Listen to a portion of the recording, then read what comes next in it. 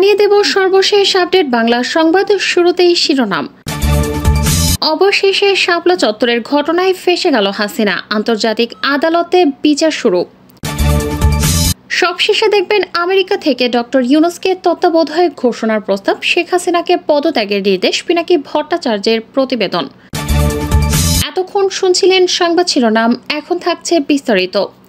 পিনাকি ভট্টাচার্য বলেন, হাসিনা নির্লজ্জভাবে বলেছিল 5ই মে কেউ মারা যায়নি, রং মেখে নাকি তারা শুয়েছিল। শেখ হাসিনার সামরিক সচিব হেফাজতের মিটিং এসে বলেছিল কেউ মারা যায়নি। 5 মেতে চ্যানেলগুলোর ফুটেজ সংগ্রহ করেছিল, যেমন দিগন্ত ইসলামিক টিভি, সেগুলো বন্ধ করে দেওয়া হয়। দেশের কোনো মিডিয়াই হত্যাকাণ্ডের বিষয়ে বিস্তারিত রিপোর্ট ছাপায়নি। পিনাকি ভট্টাচার্য বলেন, আমি কয়েকটা বিদেশি সংবাদ মাধ্যমের রিপোর্ট থেকে কিছু সংবাদ আপনাদের জানাচ্ছি। গার্ডিয়ানের রিপোর্টে বলা হয়েছিল 30 জনের বেশি নিহত হয়েছিল। বিবিসির সংবাদে বলা হয়েছিল 27 জনের বেশি নিহত হয়েছিল। আল জাজিরায় একটি খুব চমৎকার রিপোর্ট করেছিল তারা। একটি সরকারি গোরস্থানে আব্দুল জলিল নামে একজনের সাক্ষাৎকার নেয়। সে 5 মে সারা রাত 14টা মরদেহ কবর দিয়েছে, যাদের প্রত্যেকের মুখেই দাড়ি ছিল এবং শরীরে বুলেটের চিহ্ন ছিল। পিনাকি বলেন, 2013 সালের 5 মে ঠিক কতজন নিহত হয়েছে তার পরিসংখ্যান এখনো হয়নি।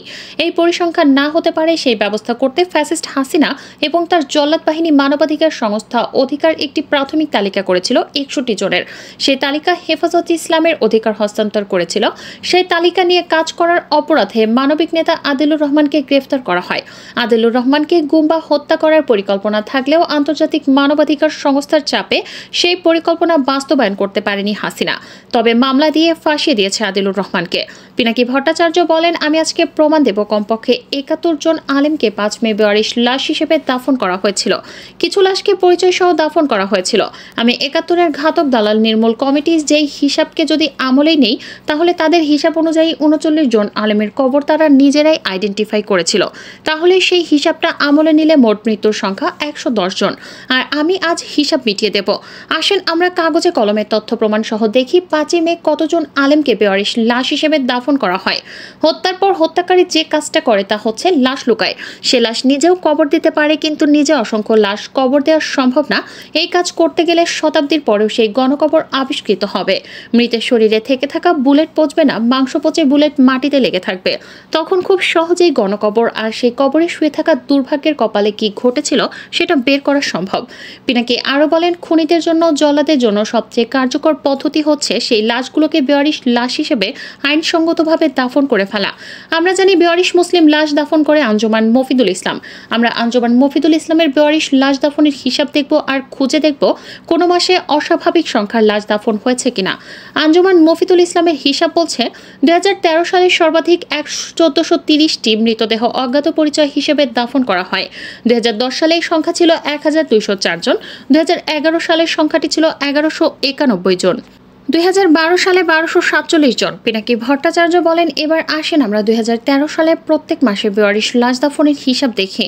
11 মাসে গড়ে 103 জনকে দাফন করা হয়েছে। শুধু মে মাসে দাফন করা হয়েছে অবিশ্বাস্য সংখ্যা 367। শুধু মে মাসেই 367 জনের মৃত্যু। এটা আউটলায়ার, একটাই মাত্র আউটলায়ার।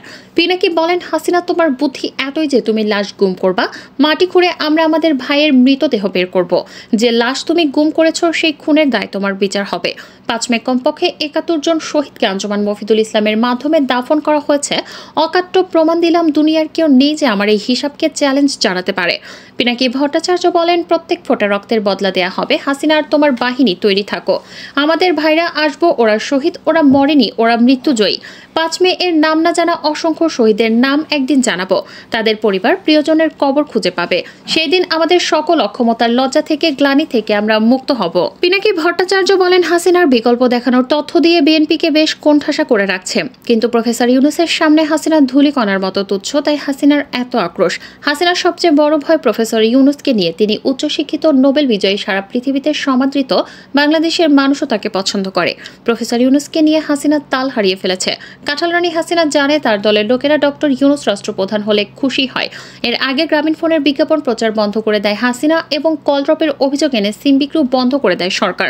বিআরটিসির গবেষণায় দেখা গেছে সবথেকে বেশি কল ড্রপ হয় সরকারি সিম টেলিটকে। বাংলা লিংকের কল ড্রপ গ্রামীণ ফোনের থেকে বেশি। তাহলে টেলিটক এবং বাংলা লিংকের সিম বন্ধ না করে গ্রামীণ ফোনের সিম বিক্রি বন্ধ করে দিল সরকার। দ্বিতীয় কারণ হচ্ছে কাঁঠাল রানী হাসিনা মনে করে পার্বত্য চট্টগ্রামের শান্তি চুক্তির ফলে তিনি নোবেল পুরস্কারের হকদার। ভারত হাসিনাকে প্রভাবিত করে যেন তিনি প্রফেসর ইউনুসকে তত্ত্বাবধায়ক সরকার হিসেবে মেনে নিতে অস্বীকার করে। সেই সময় ভারত ও আমেরিকা বাংলাদেশ প্রশ্নের সব বিষয়ে একমত ছিল, শুধু একটা বিষয় ছাড়া, সেটি হলো জামায়াত। ভারত কোনোভাবে জামায়াতকে পলিটিক্যালভাবে স্পেস দিতে চায় না। এটি বাংলাদেশের রাজনীতির একটা বড় ক্রিটিক্যাল জায়গা। আমেরিকা কোনোভাবে জামায়াতকে সন্ত্রাসী দল মনে করে না। শুধু তাই না, আমেরিকা অ্যান্টি ইন্ডিয়ান বিএনপি জামায়াতের প্রতিপক্ষ পাচ্ছে। হাসিনাকে ভারত ইনফরমেশন দেয় যে প্রফেসর ইউনুসের সাথে বিএনপির ক্লোজ লিঙ্ক আছে। এর কারণ হিসেবে হাজির করে তত্ত্বাবধায়ক সরকার হিসেবে বিএনপির দল থেকে প্রফেসর ইউনুসের নাম করা। প্রফেসর ইউনুস একবার বলেছিল গ্রামীণ ব্যাংকের 85 লাখ ঋণগ্রহীতা আছে, যাদের পরিবারকে হিসাব করলে 4 কোটি মানুষ গ্রামীণ ব্যাংকের সাথে যুক্ত, জনসংখ্যার 1/4। তার মানে ভোটের বিষয়ে প্রফেসর ইউনুস আওয়ামী লীগকে শেষ করে দিতে পারে। হাসিনা এই বক্তব্যটা সিরিয়াসলি নেয়, তাই প্রফেসর ইউনুসকে গ্রামীণ ব্যাংক ছাড়া করার জন্য মরিয়া হয়ে ওঠে, যাতে কোনোভাবেই গ্রামীণ ব্যাংকের ঋণগ্রহীতা ও তাদের পরিবারকে দিয়ে ইউনুস ভোটে আওয়ামী লীগের বিরুদ্ধে কোনো অবস্থান নিতে না পারে। বাংলাদেশকে জাতিসংঘ মানবাধিকার পরিষদ থেকে বহিষ্কার ও শান্তিরক্ষা মিশনে মানবাধিকার হরণকারীদের নিষিদ্ধ করতে জাতিসংঘে নিযুক্ত যুক্তরাষ্ট্রের রাষ্ট্রদূতকে চিঠি দিয়েছে 14 কংগ্রেসম্যান। তারা বলেছেন, বাংলাদেশের শেখ হাসিনার সরকার সন্ত্রাস, নির্যাতন ও বাংলাদেশি নাগরিকদের হত্যার বিষয়ে আমাদের উদ্বেগ প্রকাশ করার জন্য আপনাকে চিঠি লিখেছি। ওই চিঠিতে তারা বাংলাদেশের জাতিসংঘের অধীনে নিরপেক্ষ নির্বাচনের জন্য ব্যবস্থা নিতে আহ্বান জানিয়েছেন। কূটনীতিকরা কংগ্রেসম্যানদের এই ধরনের চিঠি জাতিসংঘের আনুষ্ঠানিকভাবে উপস্থাপনের প্রক্রিয়া বলে অভিহিত করেছেন। আন্তর্জাতিক মুদ্রা তহবিল জানিয়েছে, ঋণের তৃতীয় কিস্তির বিষয়ে সংস্থাটির কর্মকর্তারা বাংলাদেশের কর্তৃপক্ষের সাথে সমঝোতায় পৌঁছেছে। তবে ঢাকায় আসা কর্মকর্তারা যে পর্যালোচনা করেছেন সেটি সংস্থাটির নির্বাহী বোর্ডে অনুমোদন পেতে হবে। একই সাথে সংস্থাটি ব্যাংকিং খাতের ঝুঁকি কমাতে অগ্রাধিকার দেয়া এবং 2025 অর্থ বছরের মধ্যে বাস্তবসম্মত করনীতি প্রণয়নের রাজস্ব বাড়িয়ে কর জিডিপির অনুপাত 0.5% বাড়ানোর ওপর জোর দিয়েছে। আইএমএফ এর নির্বাহী বোর্ড অনুমোদন করলে চলতি মাসের শেষ নাগাদ বাংলাদেশ ঋণের পরবর্তী কিস্তিতে $1.15 বিলিয়ন পাওয়ার আশা করছে। এর আগে $470 কোটি মোট ঋণ চুক্তির অংশ হিসেবে 2 কিস্তিতে $115.82 লাখ ঋণ ছাড় করেছে সংস্থাটি। বাংলাদেশ কর্তৃপক্ষ ক্রলিং পেগ পদ্ধতি, বিনিময় হার নির্ধারণ সহ কিছু সংস্কার এবং সুদহার পূর্ণ উদারীকরণের মতো কিছু গুরুত্বপূর্ণ সিদ্ধান্ত নিয়েছে। অর্থনৈতিক স্থিতিশীলতা অর্জনে আইএমএফ সমর্থিত সংস্কার কর্মসূচি অব্যাহত থাকবে, এক বিজ্ঞপ্তিতে বলেছে সংস্থাটি। গত 24 এপ্রিল ঢাকা সফরে আসা আইএমএফ এর ডেভেলপমেন্ট মাইক্রো ইকোনমিক্স ডিভিশনের প্রধান ক্রিস পাপাগিওর্জিওর নেতৃত্বে একটি প্রতিনিধি দল সরকারের বিভিন্ন দপ্তরের সঙ্গে কয়েক দফা বৈঠক করে। এসব বৈঠক সুনির্দিষ্ট কিছু বিষয়ে পর্যালোচনা শেষে মঙ্গলবার অর্থ বিভাগ ও বাংলাদেশ ব্যাংকের সঙ্গে সার্বিকভাবে তৃতীয় কিস্তি ছাড়ের আশ্বাসের পাশাপাশি সংশোধিত কিছু শর্ত সহ সমঝোতা স্মারকে স্বাক্ষর করেন তারা।